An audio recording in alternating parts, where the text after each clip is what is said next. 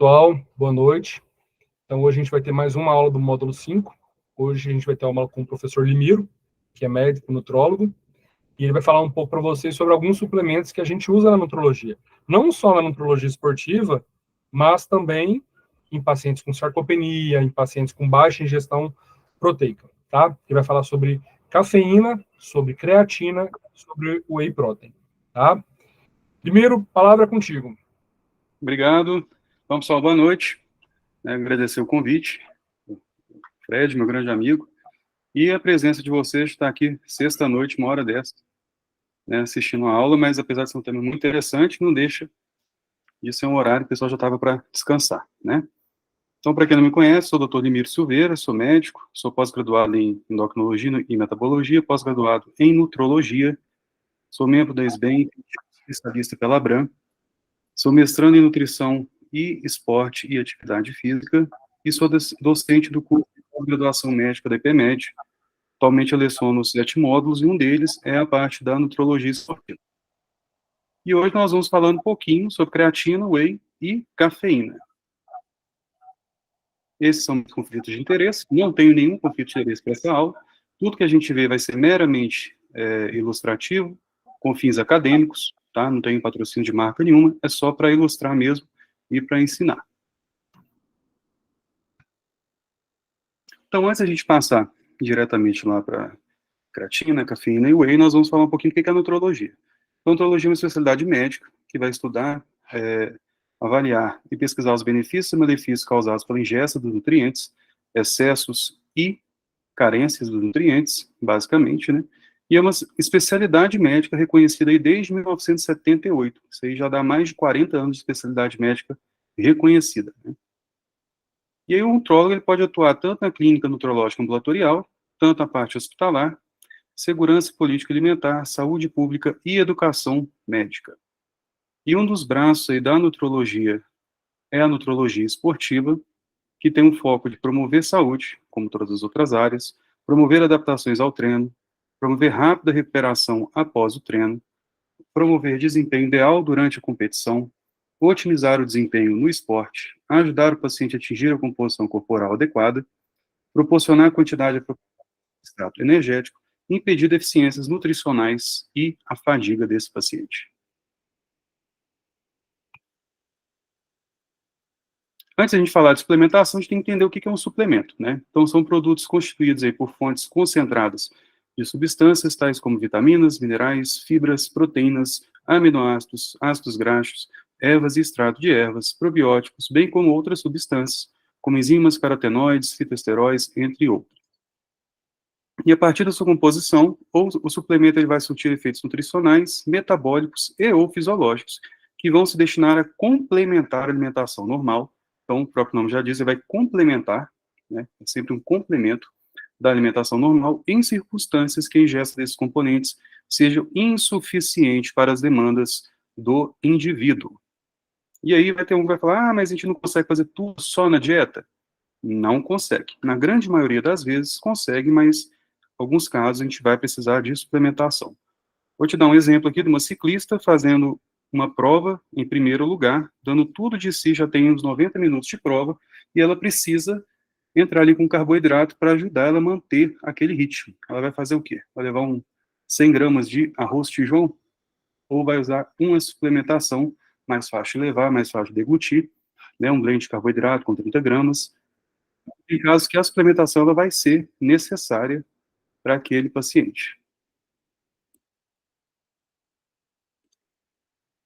Para a gente falar um pouco da creatina, antes a gente vai falar um pouquinho das vias de uso de energia, né, a duração do exercício e as vias de regeneração do ATP. Então, a gente aqui tem a creatina, fosfato, depois a via glicolítica e a respiração mitocondrial. Então, logo no início da utilização da energia pelo exercício, a gente vai usar a creatina, o fosfato, né, a primeira etapa é o ATP, depois vem a creatina, o fosfato, e aí, quando o tempo vai passando, a gente vai usar a via glicolítica e depois a respiração mitocondrial, fazendo oxidação de ácidos graxos, né, usando ali mais os lípidos como fonte de energia. Mas a primeira moeda energética é o ATP, seguido aí da creatinofosfato. Isso é um slidezinho da época que eu fazia pós-graduação ainda, achei muito interessante. Seria onde que está estocada a energia no nosso organismo. Então, a gente tem o ATP, que fica nos tecidos, a fosfocreatina também nos tecidos, logo depois do ATP, e aí os carboidratos, lípides e proteínas. Nos carboidratos, a gente tem no sangue a glicose, no fígado e no músculo o glicogênio, que vai ser a maior parte aqui dos carboidratos, né, do estoque de energia. Nos lípidos, a gente tem os ácidos graxos, triglicérides séricos, triglicérides muscular, triglicérides nos adipócitos, e aí vai depender do estoque de tecido adiposo desse paciente, a gente pode ter até 80 mil quilocalorias estocado. E na proteína, a nossa parte, o nosso tecido muscular também funciona como um aporte energético, se for necessário, claro, né? Ficar muito tempo ali em jejum, já começar a consumir as outras partes, a gente pode utilizar proteína também como músculo, produzindo aminoácido, né? Como fonte de energia. Dependendo do paciente, até 30 mil quilocalorias aí estocadas.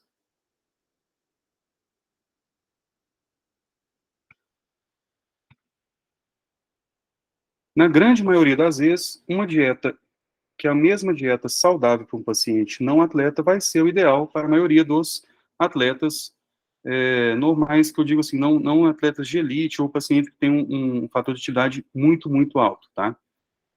E aí tem um posicionamento oficial em conjunto de nutrição e desempenho atlético da American Dietetic Association, o ADA, Dietitians of Canada e American College of Sports Medicine, que indicaram alguns atletas que poderiam se beneficiar da maior ingesta de nutrientes específicos, e seriam esses nutrientes: carboidratos, proteínas, vitaminas, minerais e suplementos esportivos específicos.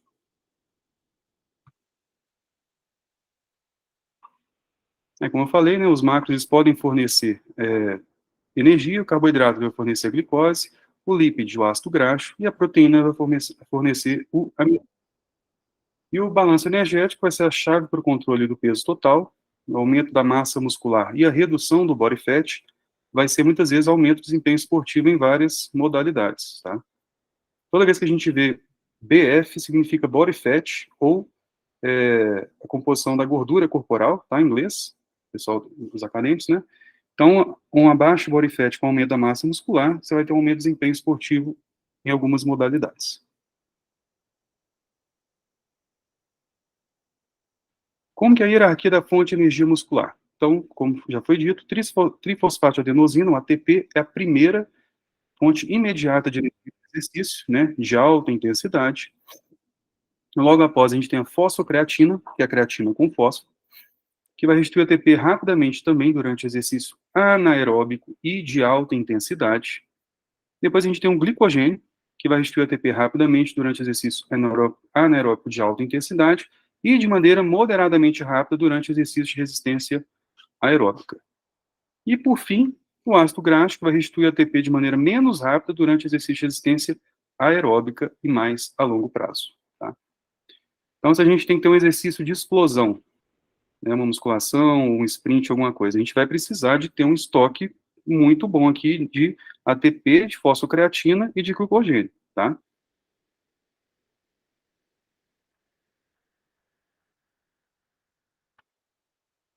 E a proteína e o desempenho esportivo. Então, as proteínas são necessárias para diversas funções importantes relativas ao desempenho do exercício. Ela vai fazer a promoção do crescimento muscular, restauração dos músculos e de outros tecidos, síntese de hormônios, síntese de neurotransmissores, né? Se você tiver um recrutamento neuromuscular prejudicado, você não vai ter um bom desempenho. Então, você tem que ter também uma síntese de neurotransmissores adequada.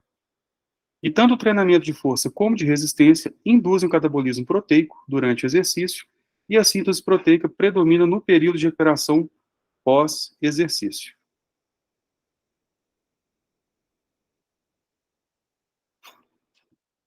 Se a gente for avaliar a necessidade de proteína normal, né, um RDA de proteína para adultos, é de 0,8 gramas por quilo dia de peso corporal. Então, a ingesta dietética recomendada vai se basear no peso corporal do indivíduo e na fase da vida, sendo maior durante a infância, adolescência, infância e adolescência, do que nas outras fases da vida, né? E a contribuição aceitável referente à proteína é de 10 a 35% da ingesta energética diária. Uma coisa que vocês precisam saber, que é importante, 0,8 gramas por quilo dia. Aí a pessoa vai fazer a conta e fala, nossa, eu como muito mais que isso de proteína. Um bifinho de carne bovina, por exemplo, 100 gramas, você não vai ter nem 30 gramas direito de proteína. Tá? Então, a conta que a gente faz não é a quantidade, um peixe inteiro de proteína, né? O pessoal confunde muito isso aí quando vai no consultório. É sempre a gente tem que ver a porcentagem real de proteína que ele está ingerindo. Quando a gente fala de paciente que está fazendo exercício ou um atleta, né, a recomendação da ingesta de proteína vai além do RDA para manter o desempenho físico ideal. E se a gente tem um exercício ali de endurance, a gente vai ter uma dieta hiperproteica, só que um pouquinho menos do que um atleta de força. Então, a gente vai achar de 1,2 a 1,4 gramas por quilo dia para atleta de endurance, e um nível maior aqui, até 1,7 gramas por quilo dia para atletas de força, tá? E a gente tem um posicionamento aqui da International Society Sport Nutrition, que fez uma recomendação, né, de ingesta de proteína até 2 gramas por quilo dia para melhorar a adaptação do organismo à prática do exercício. E quando vocês forem estudar, vocês vão achar em outras partes da literatura 2,5 até 3 gramas. Tá? Mas 2 gramas já é muito hiperproteico. Tá? E alguns pesquisadores vão recomendar que indivíduos mais velhos, incluindo atletas, podem, para poder evitar a sarcopenia, que é a baixa da massa muscular e da função muscular, que vai acontecer no envelhecimento, eles deveriam consumir de 25 a 30 gramas de proteína de alta qualidade cada refeição, porque ao longo do dia vai exceder o RDA de proteína, se a gente for ver aqueles 0,8 gramas por quilo dia. E além de ter uma quantidade maior de proteína, tem que ser uma proteína de alto valor biológico, com uma quantidade adequada de leucina. Tá?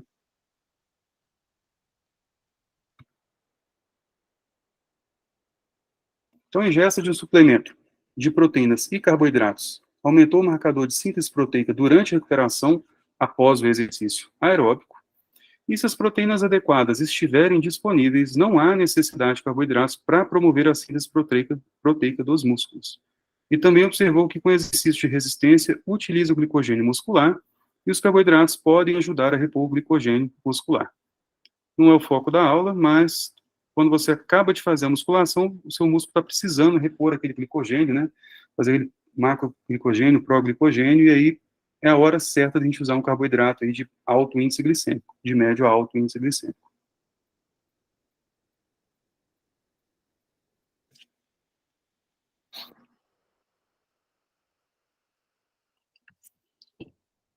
E aí não existe um mecanismo estabelecido pelo qual a ingesta proteica durante o exercício vai melhorar o desempenho de resistência aguda. A substituição de carboidrato por proteínas durante o exercício prolongado de resistência, além de não ajudar, piorou a situação, prejudicou o desempenho em 1%. Dietas ricas em proteínas e moderada em carboidrato, com conteúdo energético igual, consumido ao longo de uma semana, podem prejudicar o desempenho de resistência no ciclismo em quase 20% em comparação com uma dieta rica em carboidratos. Tá? Não estou falando que a proteína não é essencial no exercício, mas substituir pelo carboidrato não é uma boa ideia. Para a questão de performance que eu estou falando, tá? Tem um quadrinho que eu acho fantástico, eu retirei daquele livro da SBEM sobre exercícios e suplementação. Ele é um guia para tentar saber qual paciente que a gente vai usar suplementação ou não. Mas é para quem está começando, isso aqui não é para todo mundo, tá? Cada caso é um caso, não obrigatoriamente você vai seguir isso aqui, mas para dar um norte eu acho muito interessante. O que ele fala? Olha, volume e intensidade de treinamento. 3 vezes por semana durante 30 a 45 minutos por sessão, né? Isso aqui bem típico dos pacientes que procuram fazer na academia. Você vai ter uma cota calórica de até 35 quilocalorias por quilo dia. De macro, a gente vai ter carboidratos até 5 gramas por quilo dia. Proteína, média de 1 grama por quilo dia. E lípids, até 25% do valor energético total. E a recomendação sobre o uso de suplementação, o ideal seria fazer uma dieta habitual e o uso de suplemento vai ser opcional. Muito provavelmente você não vai precisar usar. Aí já muda um pouquinho o paciente que faz 5 a 6 vezes por semana, durante 1 hora a 1h30 por sessão, ou programas de treinamentos de alta intensidade. Mas se for pegar um atleta amador ou profissional, né, ele vai se englobar nessa segunda parte aqui. E aí a gente pode chegar até 80 quilocalorias por quilo dia, é muita coisa se a gente for calcular. De carboidratos, até 65% do VET, com até 8 gramas por quilo dia. De proteína, aí vai depender, né, da modalidade, da que você está consultando, mas a gente vai chegar aí até 2 gramas quilo dia, se muito intenso, principalmente se for, de força, né, atleta de força, e de lípidos pode chegar até 35% do volume, do valor energético total, se for muito intenso. Nesse caso, a gente vai fazer uma dieta habitual, tentando, no máximo possível, adequar isso aqui tudo, mas aí o suplemento, muito provavelmente, ele vai ser necessário para conseguir atingir o que a gente estipulou para esse paciente. Seja com hipercalórico, um whey protein, caseína, né, para carboidrato amalto, oximase, o que seja o que for. Tá? Isso aqui, para dar um norte, acho muito legal ter, né, para quem está começando a fazer a prescrição e atender essa parte. Falando um pouquinho de suplementos, 52% dos americanos usam algum tipo de suplemento. Então, um N bem expressivo, 37, quase 38 mil adultos nesse estudo, né, publicado no JAMA. E aí, espera-se que o mercado, até 2028, seja um mercado que vale 272,4 bilhões e de dólares ainda. Tá? No Brasil, nós somos o terceiro maior consumidor de suplementos alimentares, a gente perde só para os Estados Unidos e para a Austrália. Então, terceiro maior consumidor de suplemento do mundo, né? É um número muito importante dentro desse mercado aí de suplementação. E a gente tem que ter um pouquinho de cuidado, por quê? De 345 amostras de produtos farmacêuticos apreendidos pela Polícia Federal Brasileira, né, 328 medicamentos, 17 suplementos dietéticos, 42% eram falsificados. 28,7% eram comprimidos, 12% suspensões, 65,2% soluções oleosas, 11% desses estavam abaixo do padrão, e 29% de suplementos dietéticos continham esteroides anabolizantes não declarados. Aí você imagina estar usando um suplemento, treinando corretamente, fazendo a consulta com o seu médico, tudo mais, e você cai no doping e dá com o usuário de anabolizante. Perde a medalha, né, e dá essa confusão toda, e você usando o suplemento que achou que estaria correto, e o negócio está contaminado com esteroide anabolizante. Então tem que tomar muito cuidado com falsificação e aonde a gente vai adquirir esse suplemento. Mas aí, para piorar um pouquinho a situação, mesmo você adquirir no lugar bom, nem sempre o que está ali escrito no suplemento vai ser o que você está comprando. Eu não vou colocar o resultado aqui das marcas, porque em respeito às marcas, e acho que não seria muito legal fazer isso, mas eu recomendo todo mundo entrar na Abenutri, e tem alguns estudos de suplementação, um dos mais recentes foi da creatina, onde a gente teve 80 produtos reprovados, 4 aprovados no geral, e teve creatinas de grandes marcas que participaram do estudo, porém entraram com uma ação para não ser divulgado o resultado no site da Abenutri. Tá?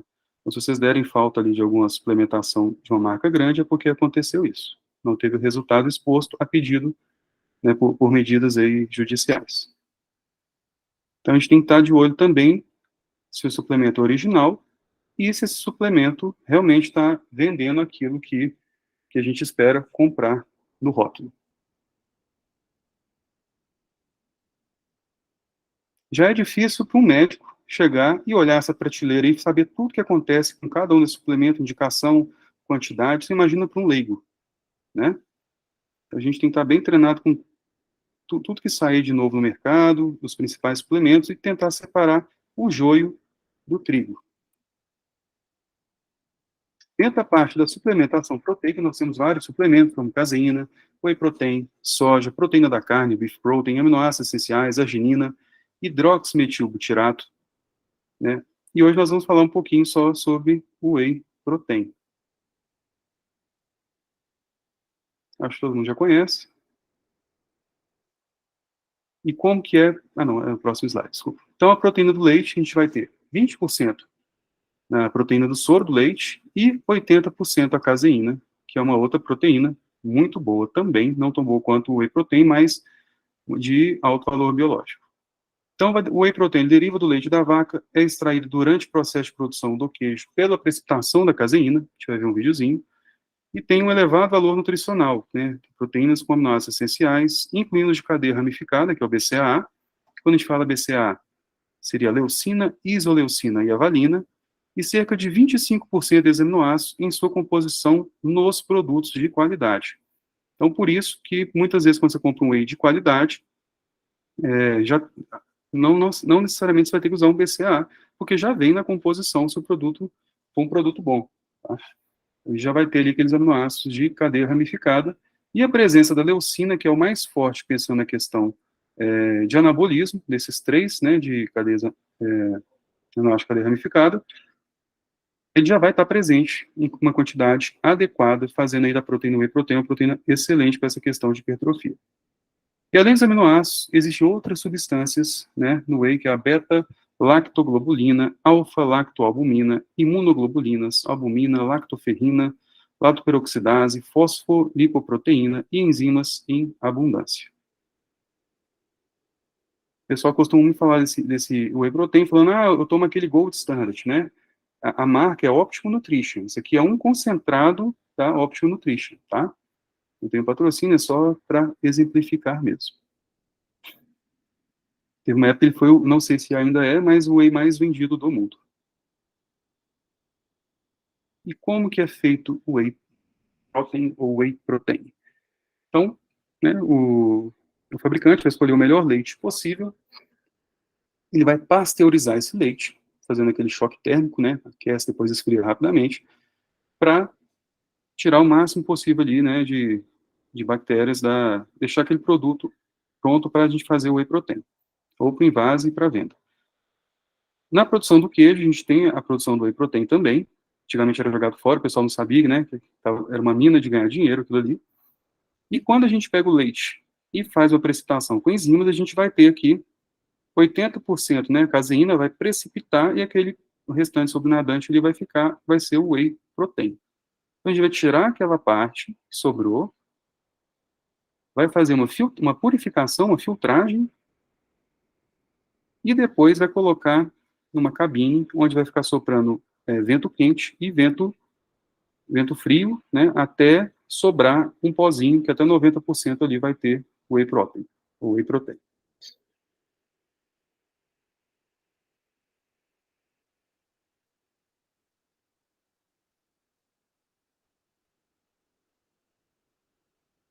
Estou falando um pouquinho ali de funcionalidade do whey protein. O consumo no período imediato vai levar a uma hipertrofia muscular e auxiliar na redução da gordura corporal, mas não tem indicação para perda de peso, tá, gente? São coisas diferentes.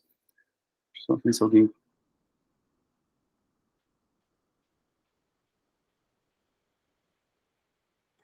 O principal fator otimizador da síntese proteica é o aumento da quantidade de leucina, que é um aminoácido cadeia ramificada, e o whey tem até 75% mais leucina que as outras fontes proteicas, isso é um diferencial, tá, da qualidade da proteína. Parece a fonte proteica mais eficaz para ganho muscular devido à rápida digestão, rápida absorção e a composição específica de aminoácidos que ele tem. Qual que é a fonte proteica pós-treino ideal para treino de força e resistência? Aquela que for uma fonte rápida de absorção e com no mínimo de 3 gramas de leucina. 20 gramas de whey protein durante e ou após o treino já otimiza a síntese proteica na busca de hipertrofia muscular e talvez sejam desnecessárias quantidades maiores. E aí eu não estou falando de performance, que a proteína durante o exercício não vai trazer melhora da performance, né? A gente já até falou um pouquinho sobre isso, mas estou falando de síntese proteica, tá?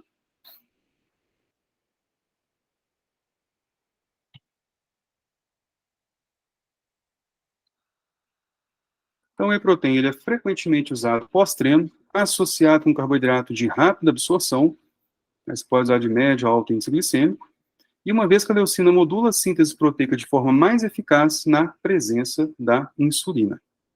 Além dos efeitos já conhecidos, o whey protein parece ter uma ação antioxidante, regular o metabolismo lipídico e ainda reduzir a fadiga e ter propriedades antidiabéticas. E é claro que você não vai tratar o diabetes com whey protein, tá, gente? Isso aqui são alguns achados de estudos, achei muito interessante, mas não significa que é uma terapia com label para diabetes, por exemplo, tá? Então, o whey protein vence o metabolismo da glicose. Então, a gente tem os autores aqui embaixo, quem quiser pesquisar. 28 gramas de whey protein com 75 gramas de carboidrato, aumentou em 31% a secreção de insulina, aumentou em 2 vezes a secreção de GIP e reduziu em 21% a glicemia pós-prandial. 50 gramas de whey protein antes do café da manhã aumentou a secreção de insulina em 105%, aumentou o peptídeo em 43%, aumentou o GLP-1, desculpa, que é o Glucagon-like Peptide Type 1, né, todo mundo já conhece, os análogos receptores para perda de peso. Então, ele aumenta o GLP-1 em 141% e reduz 28% na glicemia pós-prandial.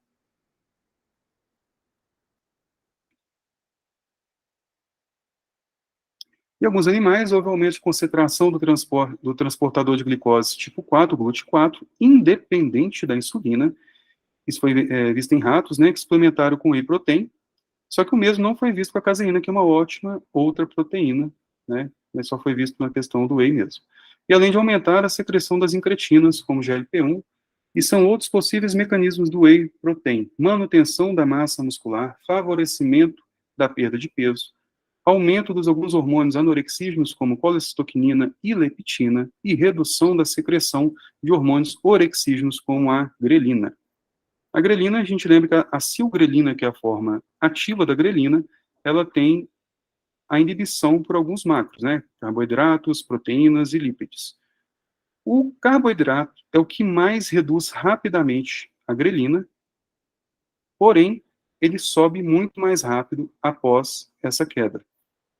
A proteína, mais do que o lípide, ele tem o poder de reduzir por mais tempo a cilgrelina, que é a forma ativa da grelina, então, reduzindo por mais tempo a ação desse hormônio orexígeno, tá? Então, por isso que parece que quando a gente come um alimento com proteína, a gente fica um pouco mais saciado e tem fome um pouquinho mais tarde, diferente de tomar um carboidrato simples, por exemplo, sem nada associado, que passa fome na hora e logo em seguida já está com fome de novo.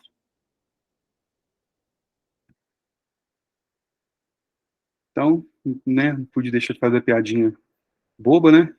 Qual que é a diferença do whey? Tem o whey concentrado e o whey isolado. Mas, falando sério, quais são os tipos de whey protein? Então, a gente tem o concentrado, o isolado.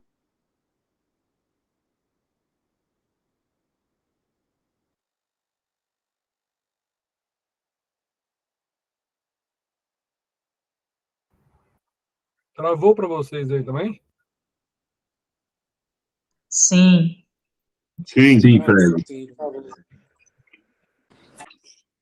Fred, travou sim. Tá. Limeiro, Oi? travou. Tá aparecendo? Ainda não.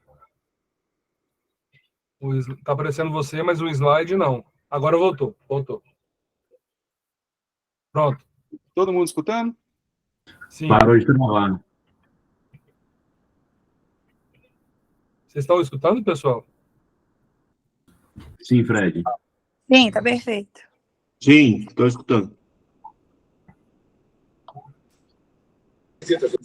Não vou voltar. Volta para o slide. Pronto. Ainda bem que travou na piadinha, eu acho. Do whey concentrado e do isolado. Tá. Então, falando um pouco de concentrado. É o whey obtido é o primeiro whey, né? Obtido ali na produção. E ele vai ter ali cerca de 80% de proteína. E ele vai ter lactose também. O isolado, o próprio nome já fala, ele é isolado, né? Então, tem outras etapas de purificação e com acrescidos processos. Vai ter um whey protein com um pouco mais de proteína, então acima de 90%. E tem uma coisa importante, que é a retirada da lactose no processo. E a gente tem um whey hidrolisado, como o próprio nome já diz também, sofreu hidrólise, passou pelo processo de hidrólise, que é a quebra da proteína em fragmentos menores, e é mais fácil de absorver e digerir, que utiliza mais paciência ali com algum distúrbio gastrointestinal, né, com alguma coisa que precisa da demanda desse tipo de whey protein, tá? Então, quando chega um paciente com intolerância à lactose no seu consultório, e você quer passar um whey protein para ele, ou precisa, a gente vai sempre escolher qual whey protein. O que a gente acabou de aprender. Sempre o isolado, concorda? Então, isolado porque tem retirada a lactose, ou o hidrolisado, mas não necessariamente o hidrolisado. Pode acontecer do paciente passar mal e voltar falando que não pode usar o whey protein, aí a gente tem que tomar cuidado e pedir ele trocar a marca, porque, infelizmente, às vezes você passa o isolado, ele não é tão isolado quanto parece, e acaba tendo um pouquinho de lactose, e dependendo da intolerância desse paciente, ele acaba passando mal, tá? Tá tudo certinho? Sim. Tem um estudo, achei interessante, né, não é um estudo muito grande, mas com 8 estudos individuais aqui, considerando 13 estudos clínicos de controle randomizado controlado, e se eles fizeram análise para incluir nessa meta-análise, tá? Em um efeito ergogênico temporal pequeno, a médio foi observado pelo whey protein, acelerando a recuperação da função muscular após o treino físico, com menos da metade dos estudos, relatando um efeito geral benéfico para o whey protein. Porém, os achados da revisão e meta-análise são limitados a 8 estudos só e considerados insuficientes para análise e controle adicional de outros fatores estranhos e ou potencialmente confundidores. Diferente um pouquinho da creatina e da cafeína, que a gente vai ver que tem bastante estudo mostrando a questão da performance. Um artigo que eu recomendo para todo mundo, a gente vai ver mais 2 vezes, é do Jornal de Exercício e Nutrição, falando sobre o timing da suplementação. Tá? Então, na proteína, o que esse artigo ele sugere? De 20 a 25 gramas para atletas mais jovens, 40 gramas para atletas de mais idade, depois do exercício ou como refeição, e por quanto tempo a gente vai usar? Né? Proteína a gente tem que comer todo dia. Então, não tem um tempo limite para a gente utilizar a proteína.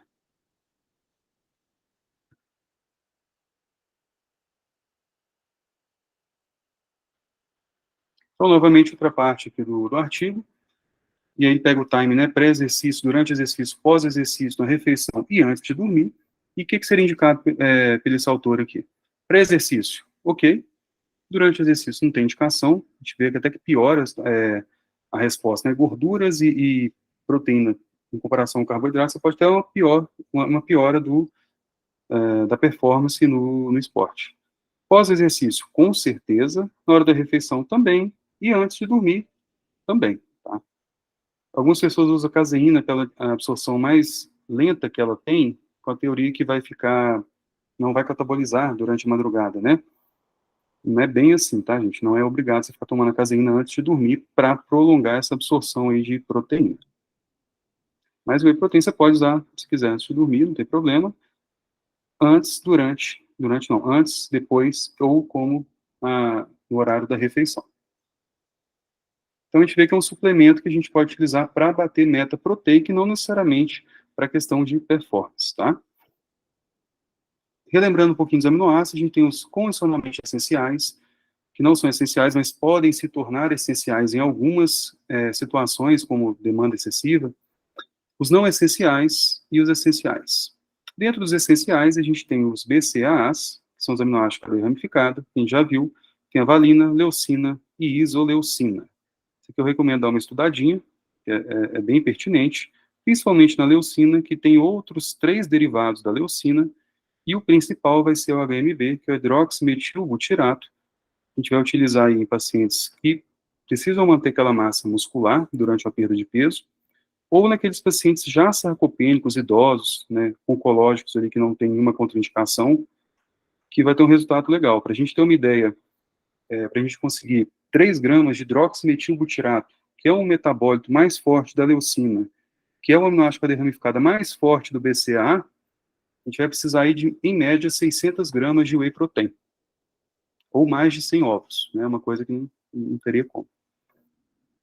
Mas é assunto para uma outra aula. Vamos falar um pouquinho de creatina, um dos suplementos aí mais estudados.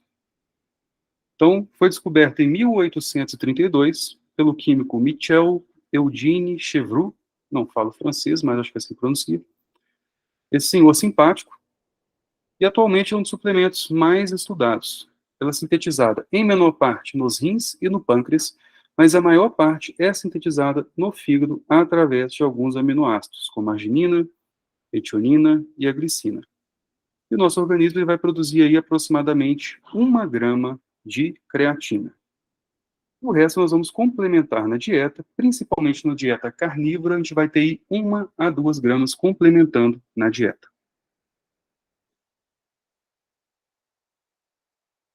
Então a gente tem arginina, nós temos aqui arginina, glicina, e uma enzima chamada enzima arginina glicina amidinotransferase, ou somente AGAT, que vai transformar em ornitina e ácido guanidinoacético, que vai ser metilado pela GANT, que é a guanidinoacetato N-metiltransferase, utilizando essa adenosilmetionina, e vai transformar em creatina. Né? A creatina vai participar ali junto com o fósforo da fosfocreatina, e essa fosfocreatina vai ser convertida em creatinina, que vai ser dosada no exame, e pode aumentar um pouquinho, a gente vai ver como. Mas por que eu estou falando isso aqui? Porque algumas pessoas têm alguns erros nesse processo, que a gente chama de erro inato, e ela vai ter uma baixa da produção ou da função da enzima, tá? Tanto das duas enzimas. Com isso, ela vai ter uma baixa produção de creatina endógena. Tá? E parece que esses pacientes têm um melhor resultado quando a gente utiliza aí uma creatina para eles de forma exógena, porque já tinha uma produção endógena ruim. Então, a creatina ganhou popularidade após os Jogos Olímpicos de 1992, em Barcelona, desculpa. E a creatina é um dos suplementos dietéticos esportivos mais populares do mercado, com mais de 400 milhões de dólares em vendas anuais. E deve crescer, porque está cada vez mais caro, né? E um jovem de 70 quilos, em média, vai ter um pool de creatina entre 120 a 140 gramas de creatina. Vai variar de acordo com o tipo de fibra muscular e de massa muscular.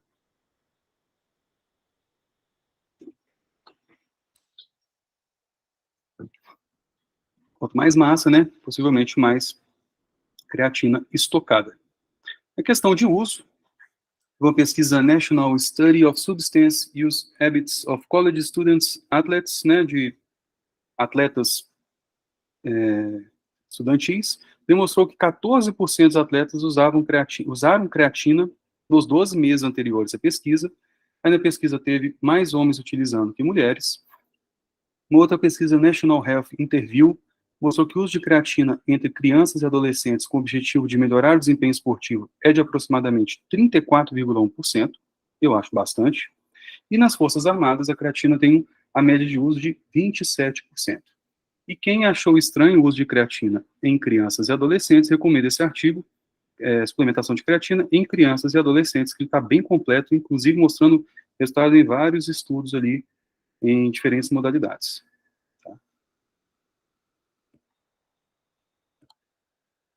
E da onde que vem a creatina na alimentação? Então, as fontes alimentares são carne de boi, carne branca, atum, salmão, leite e moluscos. Camarão tem apenas traços por grama por quilo de creatina. Bacalhau, 3 gramas por quilo a cada quilo de bacalhau. O linguado, 2 gramas por quilo. Salmão, 4,5 gramas a cada quilo de salmão. Carne bovina, 4,5. Carne de porco, 5 gramas por quilo de carne. E o leite, apenas 0,1 gramas por quilo. E tem um peixinho chamado arenque, que é esse peixinho da foto. Ele chega a ter até 10 gramas por quilo de creatina. Tá? 95% dessa creatina do corpo vai estar no músculo esquelético, principalmente na fibra de contração rápida. E se é contração rápida, só pode ser tipo 2A ou 2B, né, principalmente tipo 2, que é a fibra branca que a gente fala, e 2/3 na forma fosforilada e 1/3 na forma de creatina livre. E a gente também tem creatina no cérebro e nos testículos.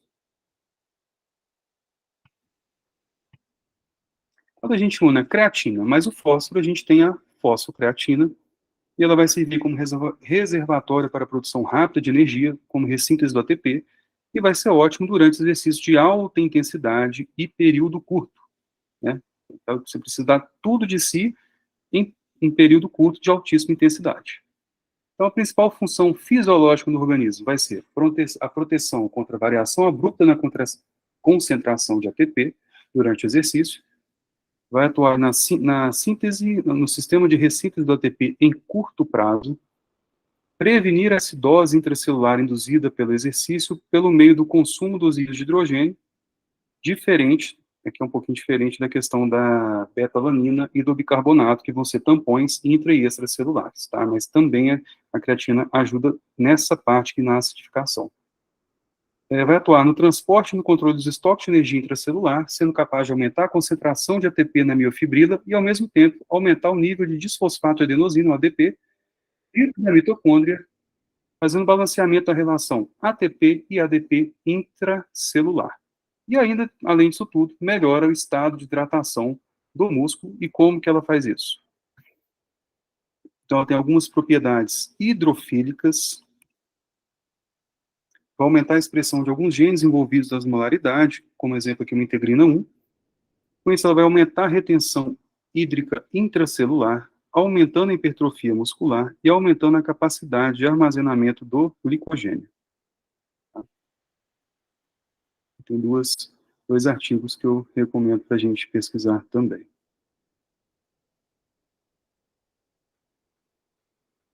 A creatina demonstrou, então, um potencial de aumento da potência e o rendimento em atividades de explosão anaeróbica, né, menor do que 30 segundos, aumenta a capacidade de realizar treinos mais intensos. Alguns trabalhos, ela reduziu a incidência de lesão durante o período do treinamento. Houve um aumento da massa muscular na ordem de 1 a 2,5 kg após 4 a 12 semanas de uso. Eu acho bastante expressivo, né? A função nem seria aumentar a massa muscular, seria promover o desempenho nesses tipos de exercício. Em atletas, houve um aumento até de 15% de desempenho, dependendo da atividade a ser executada. Exercício de esforço muscular máximo foi de 5% a 15%. Desempenho em sprints, que é aquela corrida rápida, né, o mais rápido possível em curto período. Isolado foi de 1% a 5% e repetido de 5% a 15%.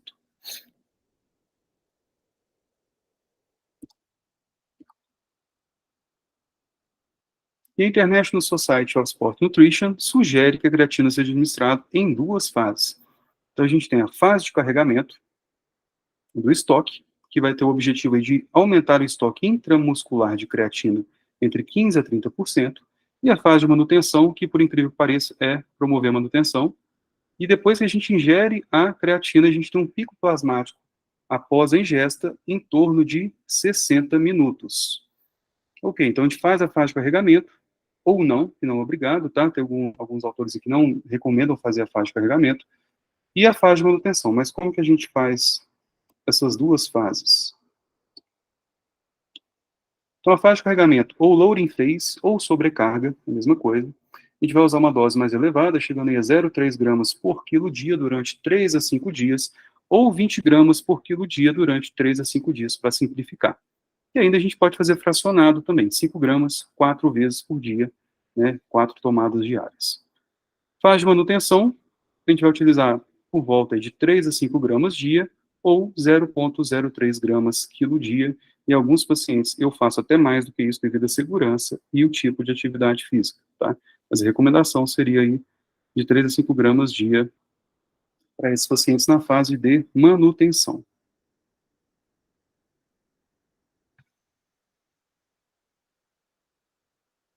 Quem já comprou uma creatina, já deve ter visto um selinho lá escrito Creapure, e se ficou na dúvida, a gente vai aprender o que é isso agora. Então, a gente tem uma química alemã, não sei se pronuncia assim, eu acho que é Austin Group, que tem uma marca chamada Creapure. Isso aqui é um logotipo que eles criaram, que indica que o produto tem uma creatina monohidratada de alta qualidade produzida na Alemanha. Tá? Mas como assim? Eu estou comprando aqui, o negócio a marca alemã, é a matéria-prima vai ter da creatina, vai ser uma creatina monohidratada de qualidade produzida na Alemanha, quando você tiver esse selo no produto, tá? Creapure. E das formas de creatina, a monohidratada seria realmente a melhor, e de preferência aí de uma marca com qualidade. Esse estudo que eu achei bem interessante também, ó, níveis aproximados de creatina muscular total em milimol por quilo de peso seco de músculo relatado na literatura. Se a gente pegar um paciente vegetariano, ele vai ter até 100 milimols por quilo. Eu não sei o que o autor quis dizer com paciente normal, né? Os outros não são normais, mas assim, eu acho que seria do controle, não vegetariano e não usando creatina.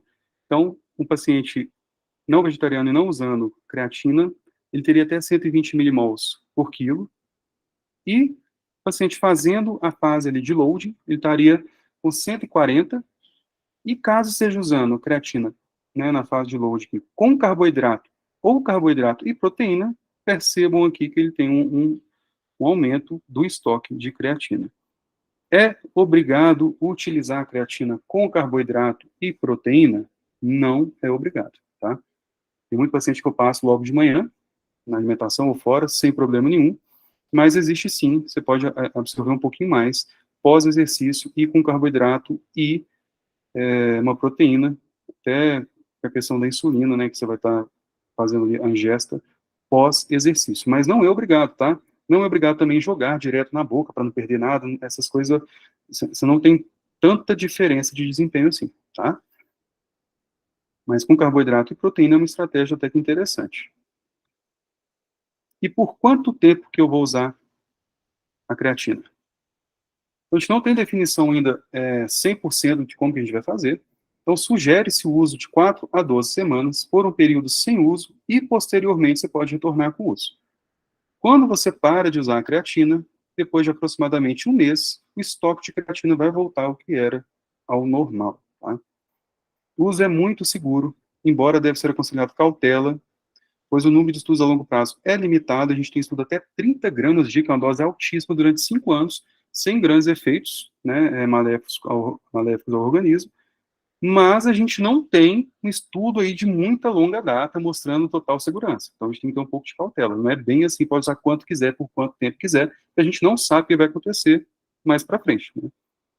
Parece que não vai acontecer nada, mas tem que ter uma cautela sim. E quando acontece alguma coisa, geralmente são raros efeitos gastrointestinais, principalmente em doses acima das recomendadas. Tá? Então, voltando para aquele artigozinho que eu acho muito interessante, o que ele fala para nós aqui do timing, né? 20 a 25 gramas na fase de loading, 3 a 5 gramas na fase de manutenção, o timing pós-exercício, contendo carboidrato e proteína. E por quanto tempo? De 5 a 7 dias na fase de loading, e na fase de manutenção de 4 a 12 semanas. Não necessariamente precise parar com 12 semanas, é uma sugestão, mas seria sugerido a gente para um pouquinho e depois retorna o uso também da creatina. E qual seria o melhor horário? O autor aqui fala que no pré-treino seria não indicado, durante o exercício também não, pós-exercício, sim, né? Inclusive, eu acho que é o melhor time para a gente fazer uso da creatina, mas não obrigado, pode ser em outros horários. Na hora da refeição também, e antes de dormir, não vejo por que fazer logo antes de dormir, né? Não teria vantagem para isso, não. Mas eu posso fazer imediatamente antes do exercício? Também não tem lógica para isso, né? A gente pode fazer de manhã, ou pós-exercício, ou na hora da refeição, e principalmente com carboidrato e proteína, mas não obrigatoriamente com carboidrato e proteína. E a creatina dá pedra nos rins? Vai lesar os rins? Vai ficar mais inteligente? O que vocês acham? Então, a creatina é bem seguro, tá? Tem vários trabalhos aí com duração de até 5 anos mostrando a segurança do suplemento. O uso pode aumentar os valores de creatinina, em até 30%, sem acarretar alterações na função renal ou na pressão arterial. Ele vai aumentar, vai ser a creatinina, devido à conversão, mas não está lesando os rins, não está fazendo insuficiência renal, nada disso. Sugere-se não usar a creatina em pacientes com lesão renal aguda ou crônica, mas não devido à piora da função renal, e sim a perda do controle se você estiver monitorizando ele com a creatinina. Tá? Cerca de 1 a 2% da creatinina intramuscular é degradada em creatinina, e eu tenho um aluno que ele é nefrologista, ele está fazendo neurologia, mas ele é nefrologista, ele sugeriu fazer o clearance de creatinina ou usar a cistatina C. Seria uma outra forma de a gente avaliar essa função renal. Mas a contraindicação mesmo seria, se a gente estiver usando a creatinina, como segmento para o paciente, não interferir utilizando essa parte da suplementação. Tá? Mas, por análise do exame e não por prejudicar em si a função renal. E tem vários estudos, né, com outras doenças, só que teve um estudo mais recente que tentou provar ali que a creatina deixaria a gente com uma performance melhor na questão da memória. Não sei se chegaram a ver esse artigo. Então, teve um efeito positivo na suplementação da creatina, e a conclusão desse artigo foi que melhorou a performance em indivíduos saudáveis, especialmente em adultos com 66 a 76 anos. Porém, teve dois autores brasileiros que enviaram uma carta, analisaram o artigo e enviaram uma carta para os autores originais desse artigo, apontando um erro que inicialmente tinham 255 participantes, e acho que por causa de algum erro, né, que eles fizeram lá, esse número subiu para 847 participantes, sendo, na verdade, era 255. Eles colocaram várias vezes os mesmos pacientes dos estudos, com isso atingiu um N maior, e com isso atingiu um P significativo para aquilo que eles estavam querendo mostrar no estudo. Só que aí, depois da correção, né, eles receberam essa carta ali desses dois autores, fizeram a correção e publicaram lá, mostrando que realmente você não pode falar que melhora a performance na memória, né, porque depois que voltou para o número correto ali dos participantes, não teve significativo, tá? Então, muito legal da parte dos autores que receberam a crítica e melhoraram a análise ali e tiveram uma nova conclusão, né, um desfecho final, e muito legal também da pessoa que conseguiu ver o erro e apontar isso aí. Achei bem interessante essa parte. Então, a gente não pode falar que melhora a memória, talvez no futuro, mas ainda não pode falar que melhora a memória da creatina. E, por fim, a gente vai falar um pouquinho da cafeína. Acho que, né, estudante de medicina e médicos, eu acho que quase ninguém toma café, mas a gente vai falar um pouquinho da cafeína, que eu acho importante no esporte. Falando bem brevemente da história do café, tudo começa na África, mais especificamente na Etiópia, na região de Cafa, onde uma planta selvagem chamada café selvagem nascia no meio de outras plantas. E segundo a lenda de Calde, registrada nos manuscritos de Iêmen, no Oriente Médio, aproximadamente 575 depois de Cristo, as cabras de um pastor que andava por aquela região começou a se alimentar desses frutinhos dessa planta selvagem. E as cabras começaram a ficar mais ágeis, escalavam as montanhas com mais facilidade e apresentavam melhor resistência. Tá? Então essa foi a primeira alusão ao café, né, referência alusiva ao café, que se tem conhecimento, isso que eu tirei do livro A História do Café. E aí, aqueles indivíduos da região de Cafa começaram a tentar experimentar aqueles frutos, né, e realmente viu que tinha alguma coisa ali que melhorava o rendimento, e a pessoa ficava um pouquinho mais alerta, mais disposta.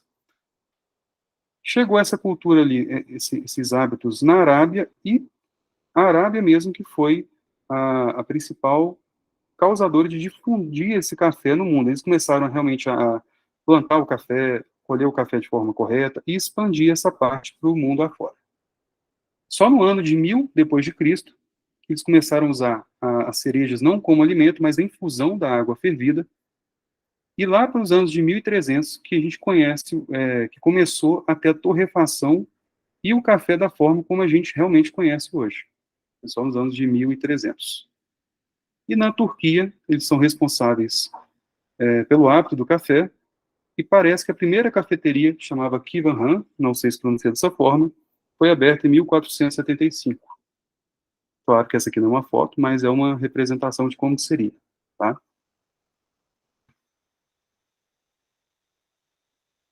Então, a cafeína é uma 1,3,7 trimetilxantina e é o estimulante psicoativo natural.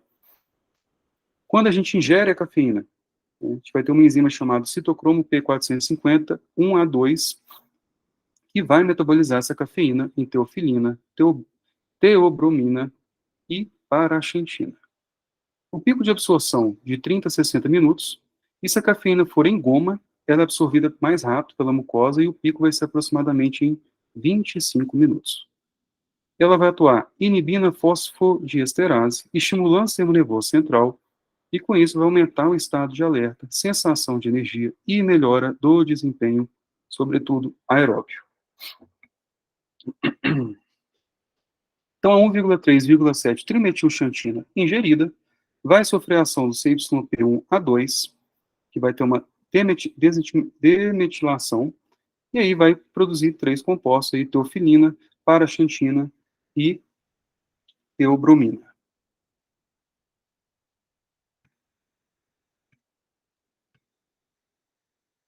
Então, o café tem uma ação termogênica, desculpa, a cafeína tem uma ação termogênica, e pode ajudar nos demais tratamentos da redução do tecido adiposo, mas é claro que não tem indicação para emagrecer, tá? E aumento da massa magra, mas também sem indicação para tal. Cuidado quando a gente escuta, tem indicação, tem ação, auxilia ou ajuda, né? Não significa que você tem indicação para aquilo ali. Senão todo mundo que toma café não teria sobrepeso, e não é assim que funciona, né? Mas, assim, tem um efeito termogênico e auxilia, sim, na questão da perda de peso. Outro possível efeito da cafeína seria o aumento da utilização da gordura corporal como fonte de energia e o aumento do metabolismo basal, este somente na associação com a catequina, que é um polifenol encontrado em chá verde e chá preto. Chá verde e chá preto é a mesma folha, tá, gente? Chá branco, chá verde e chá preto, que é a Camellia sinensis, é a mesma folha. E o café é o estimulante mais consumido no mundo. Cerca de 90% dos adultos no Ocidente consomem a cafeína, com uma média de 200 miligramas dia, nos Estados Unidos. Na saliva, apresenta de 65% a 85% da concentração sérica.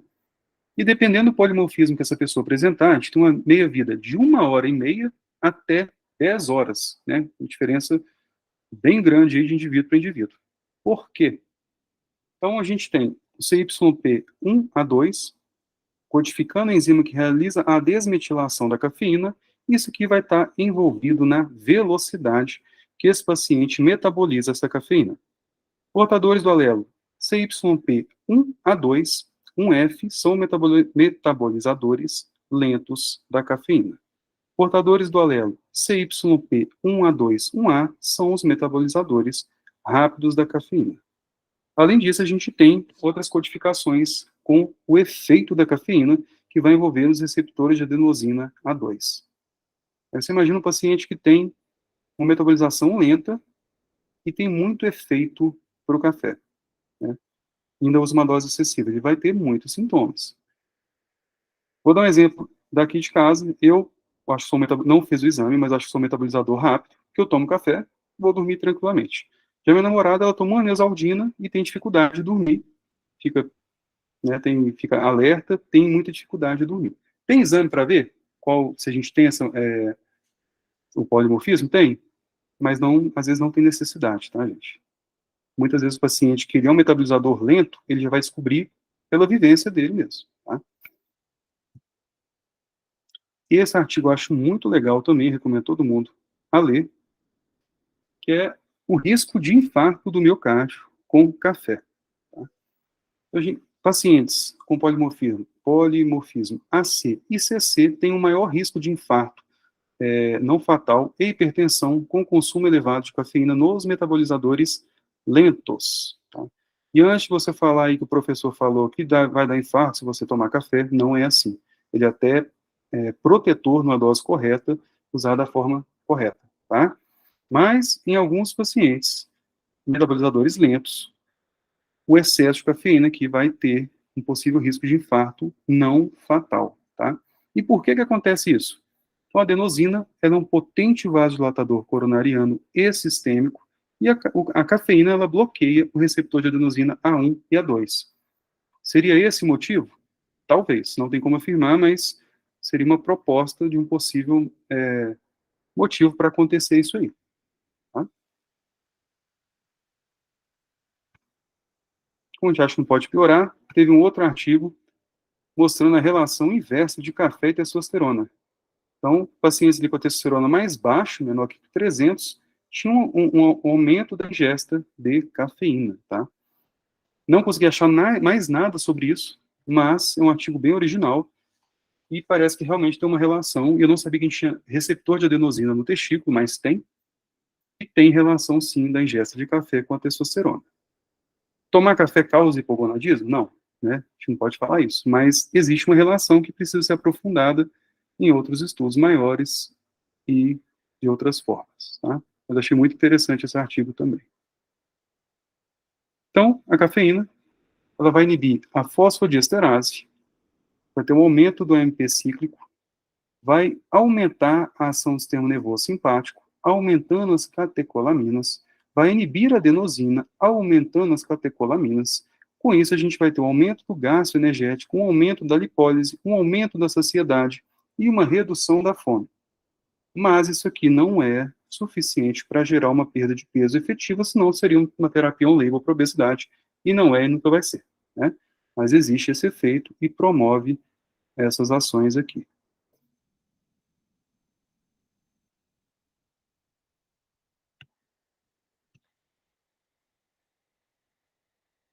A cafeína como recurso ergogênico, a gente vai utilizar de 3 a 7 miligramas por quilo dia, de preferência 60 minutos antes do exercício. Doses maiores que 7 miligramas por quilo dia, antigamente poderiam ultrapassar os limites permitidos pela WADA, que é a World Anti-Doping Agency, e ela melhora a performance em provas de endurance, futebol e esporte de alta intensidade sustentada com duração de 1 a 60 minutos. E o uso crônico da cafeína pode levar ao fenômeno de tolerância mesmo em doses pequenas? Pode, e mesmo em doses pequenas, tá? Então, já tem a lista, todo ano sai uma lista atualizada, da WADAS, que é 2023, então, bupropiona, cafeína, nicotina, né, não são consideradas substâncias proibidas em relação a esse ano, tá? E algumas você tem a questão da quantidade, tem que ficar de olho nisso aí. Então, quando a cafeína ela é absorvida, ela vai atingir o pico em 15 a 45 minutos e ela vai ser metabolizada no fígado, como a gente já aprendeu. Álcool e outras substâncias aumentam a meia-vida da cafeína, potencializando os efeitos tóxicos. Eu estou por fora de como que é agora, essa questão das festas, né? Mas na época de faculdade, pelo menos as festas que eu fui, a primeira coisa que o pessoal fazia era pedir uma garrafa, né, de alguma coisa alcoólica, um destilado, um uísque, alguma coisa, e pedir um combozinho lá de energético, cafeína com álcool. Eu posso morrer tomando muita cafeína? Pode, tá? Os níveis séricos de cafeína acima de 80 miligramas por ml são considerados tóxicos. E a ingesta aguda de 3 a 10 gramas, claro que vai depender do paciente, pode ser letal, o que corresponde a cerca de 12 latas de uma bebida energética comum, tá? Aí você imagina associando isso ainda com o álcool para piorar a metabolização da cafeína. E os efeitos colaterais da cafeína vão incluir ansiedade, nervosismo, aumento da frequência cardíaca, problemas gastrointestinais, aumento do risco de lesão muscular e insônia. Outro artigo fantástico também, está traduzido aqui, né, mas recomendo todo mundo dar uma lida, seria da ação da cafeína no organismo.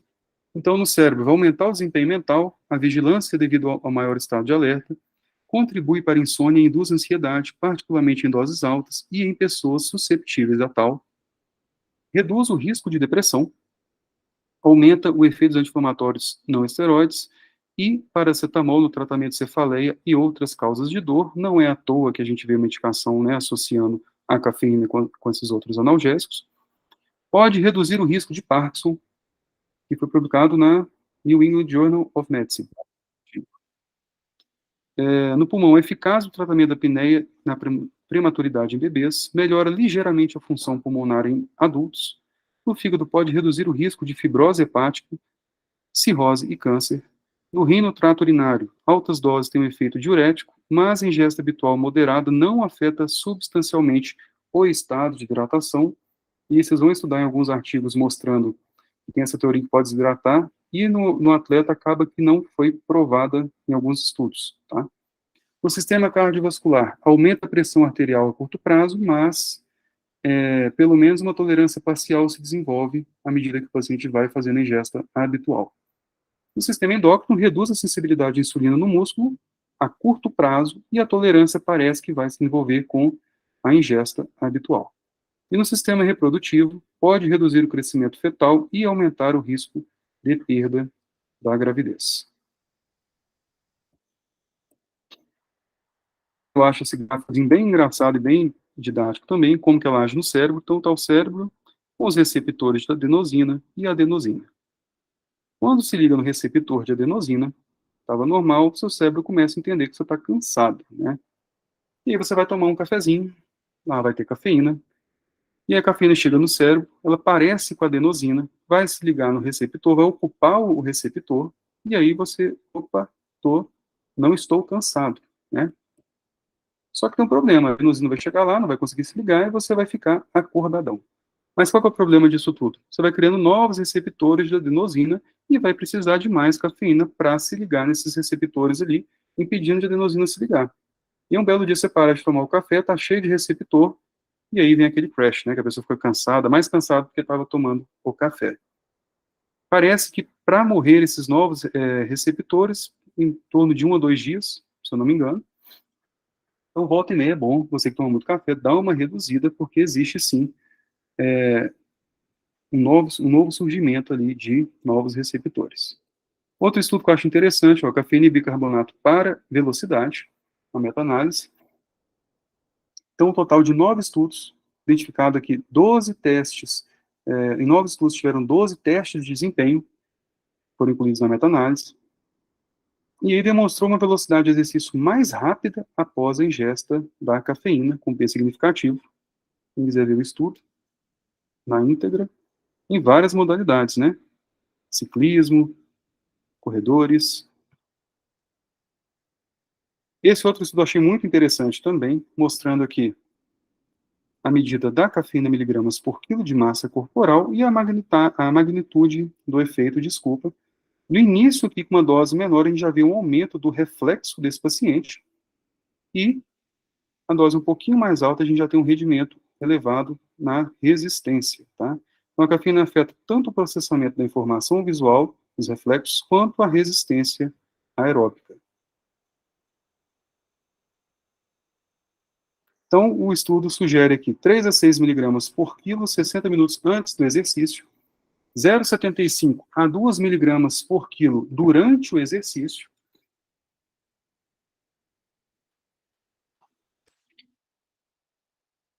e de 1 a 2 miligramas quilo para melhorar os reflexos. Na dose menor já tem uma melhora aí do reflexo. Outro estudo aqui mostrando o efeito da cafeína na performance em jogos utilizando bola ou algum outro objeto que se assemelhe a uma bola. Então foram 19 artigos, com N total aí de 279 pacientes, onde 74% era do sexo masculino, e qualquer esporte que envolva uma bola ou objeto semelhante, dividido em jogos de invasão ou rede barreira, tá? Então foram 3 estudos envolvendo aqui jogo de invasão e 6 de rede barreira. E quais foram os pontos chaves do estudo já traduzido aqui? A cafeína pode ser ergogênica em jogos de bola, poupando o glicogênio muscular, aumentando a produção de força, diminuindo a percepção de dor e estimulando o sistema nervoso central, o que retarda a fadiga e melhora o desempenho. A ingesta aguda de dose de cafeína entre 3 e 6 miligramas por quilo de massa corporal melhorou o desempenho de sprint e salto vertical em ambos os jogos de barreira e invasão, sem quaisquer efeitos colaterais importantes. E a estratégia de ingesta da cafeína deve ser adaptada ao atleta individual para determinar quaisquer benefícios ergogênicos e minimizar os efeitos colaterais potenciais. Aí uma dica que eu deixo para você, se você quer testar um suplemento novo para o seu atleta, você vai sempre fazer isso no treinamento, nunca na prova, né? Principalmente bicarbonato, aí que você pode tomar questão gastrointestinal, cafeína, se ele não faz uso. Sempre testar nos treinos habituais do atleta, nunca na prova, porque se ele for sensível, vai até perder a prova, né? Voltando para aquele artigozinho, que é muito interessante. Recomendação do autor. Cafeína, 3 a 6 miligramas por quilo, o timing de 60 a 90 minutos antes do exercício. E até quando a gente pode usar cafeína? No princípio, o resto da vida, né? De forma correta, não tem parar, fazer para e volta depois, não. Na questão do timezinho pré, durante, pós-exercício, em outros tempos, então, antes do exercício, recomendado Durante o exercício, segundo esse autor, não recomendado. Pós-exercício, também não. Vocês vão ver alguns benefícios pós-exercício. Na refeição, também não. Tá? Você pode prejudicar, principalmente se for café com fitato, né, chá, tem cafeína e fitato, vai piorar a absorção de alguns nutrientes. E antes de dormir, nem vou comentar que não tem lógica nenhuma se tomar um café antes de dormir. Mesmo sendo um metabolizador rápido, né?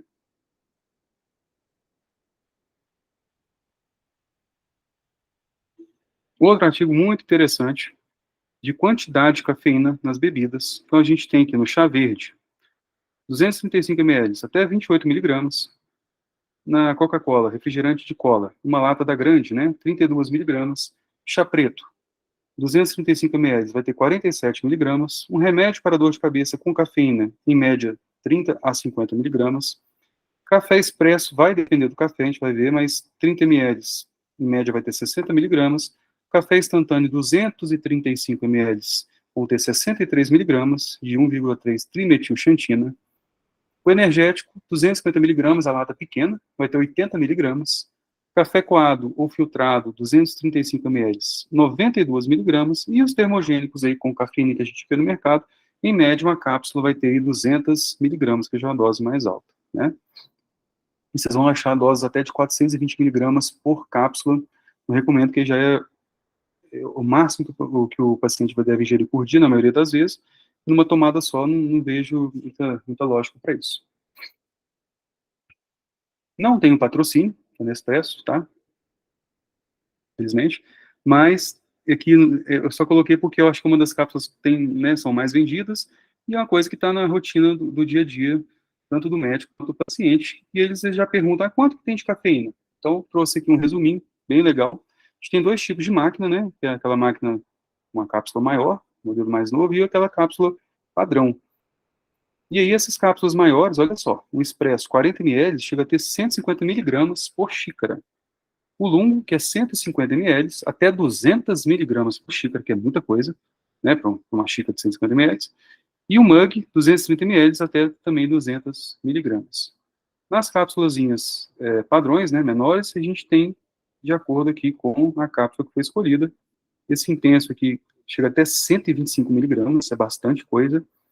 E por incrível que pareça, o descafeinado tem cafeína, tá? O cafezinho descafeinado, eles colocaram aqui menos que 2 miligramas, mas nos estudos vocês vão ver que pode até um pouco mais. Tem café que vai ter até 6 miligramas e está considerado como descafeinado, tá?